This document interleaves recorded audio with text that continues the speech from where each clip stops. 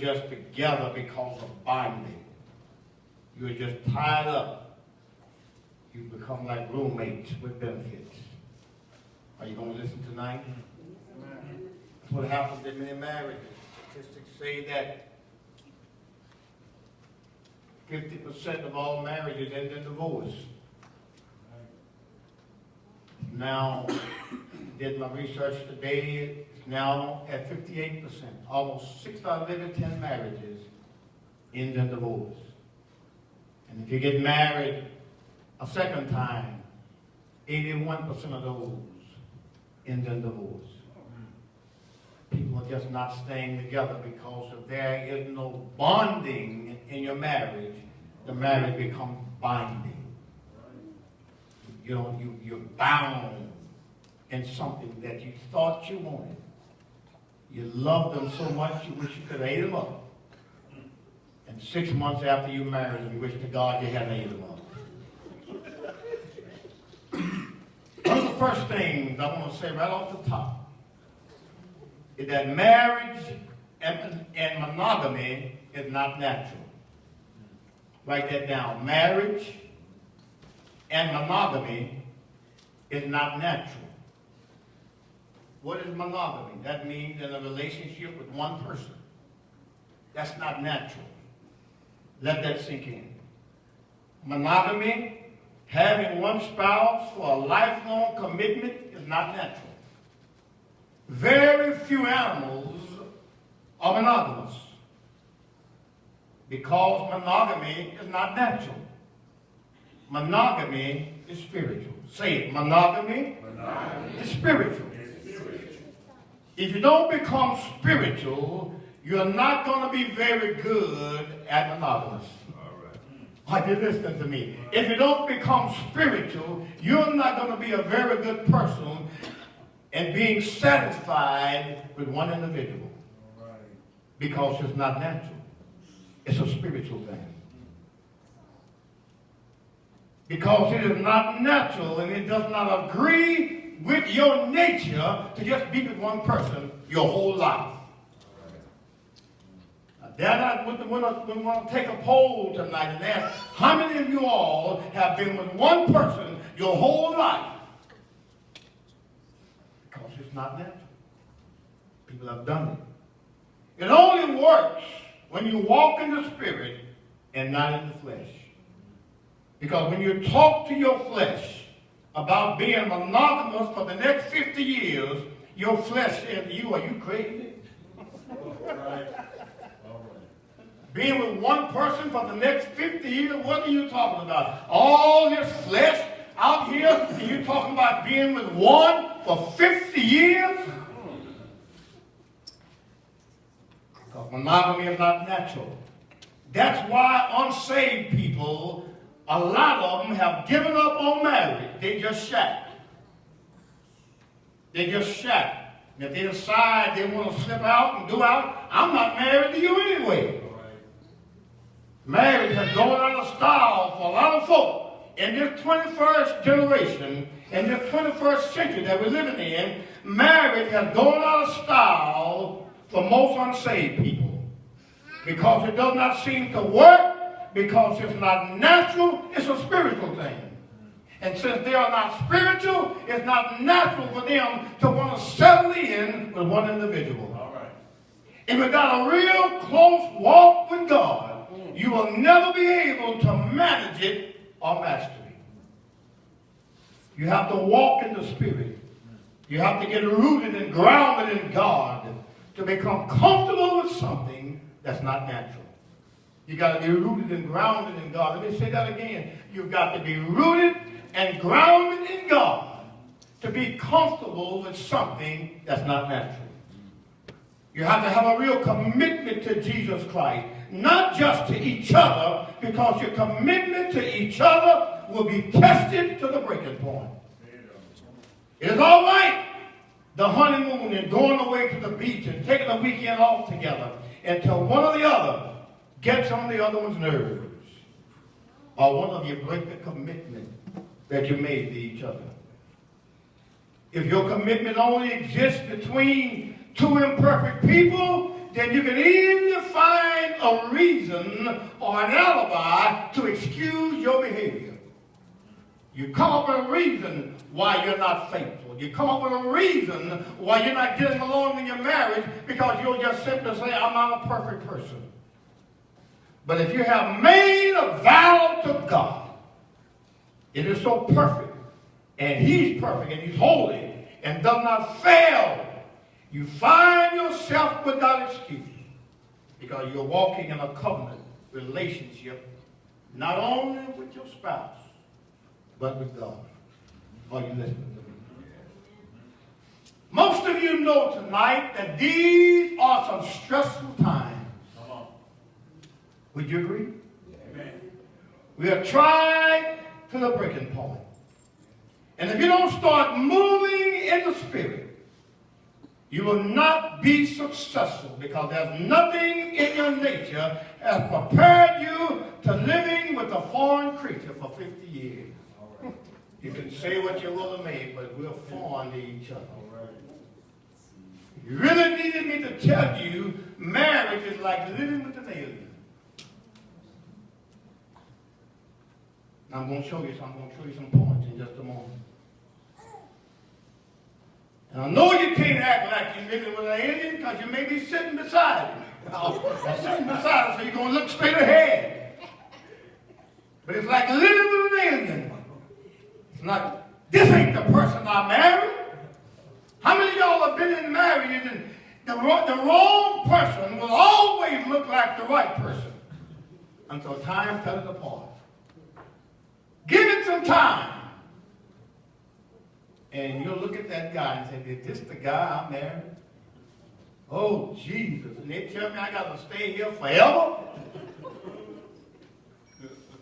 Like living with a creature who is so different and so strange and weird at last.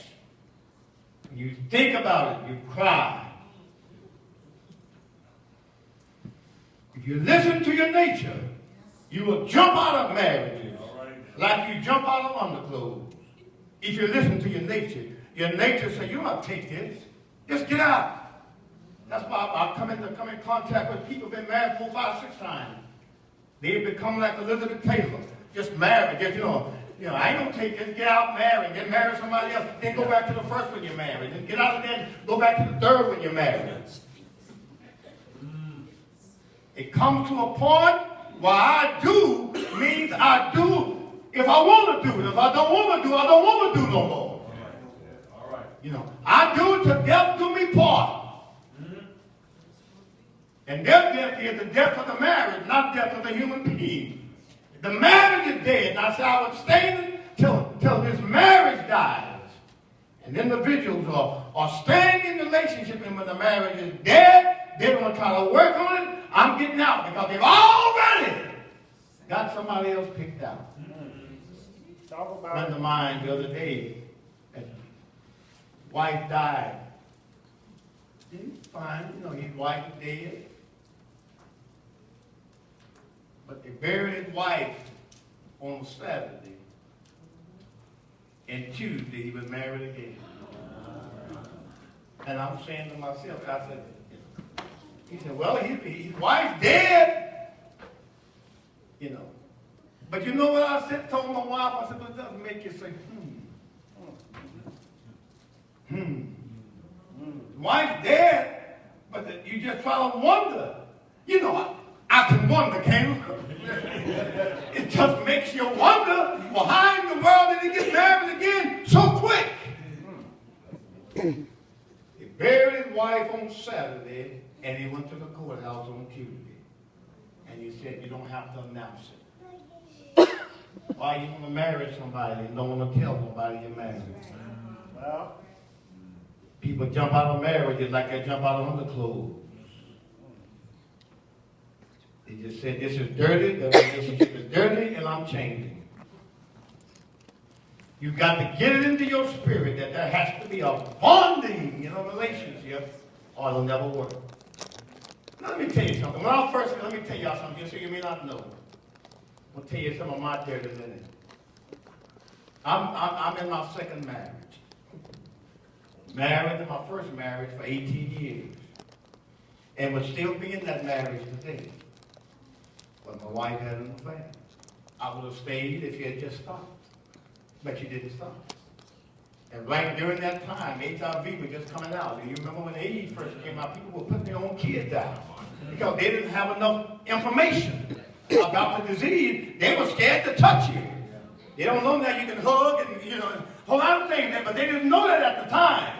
They didn't know whether you could breathe, be in the same room and breathe the same breath and get it. We didn't know. And I just want you to stop. I said, we'll make the marriage work. I just need you to stop.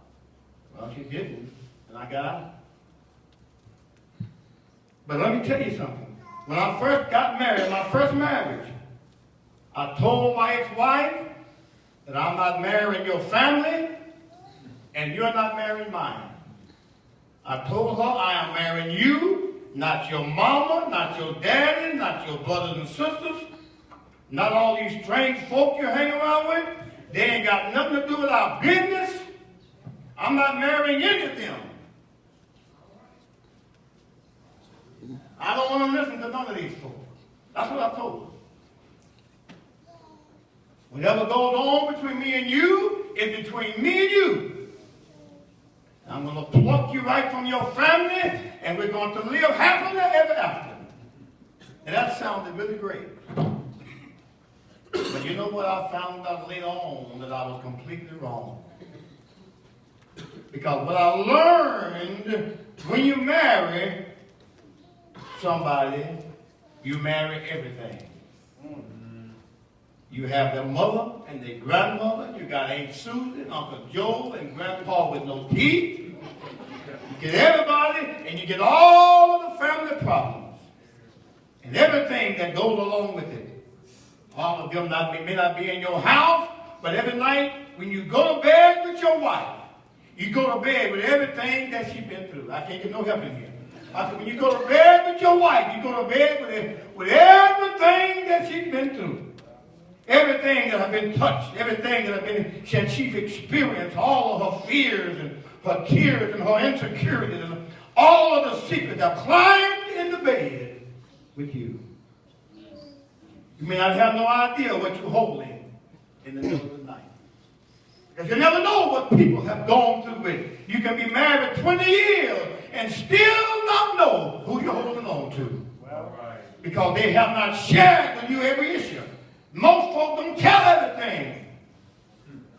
They get married and the stuff have happened to them in their lives, and they get married and they carry all that luggage, all that baggage into the relationship. They never get healed. They never get delivered. They just carry it into the birth. And you know, and you're going in there, well, you know, I've been hurt. And then and he comes and says, well, you know, I was hurt too.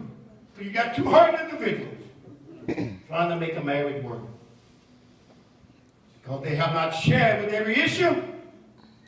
If you married Susan, you thought that was all you got was Susan. But when you married that woman, listen at this. When you married that woman, sometimes you marry a little girl in a woman's body. You marry a woman that have had broken promises. That promises were made to her by men and they broke them. You marry a woman that had broken dreams. Or you marry a man that had broken dreams. You marry a woman that has holding date rape inside. She was raped on a date by a boy and she never told nobody. And you marry this woman, and she's never been healed. You marry a young woman or a young man that has been abused as a child, molested. You marry the insecurities. You grew up in a house where mom and dad fought all the time. Mom and men would come in and out of the house. You marry all of this, and many times it's never talked about. You just get married. All you see is that she's fine or he's handsome. And you marry each other. And you never talk about nothing. While you're listening to me.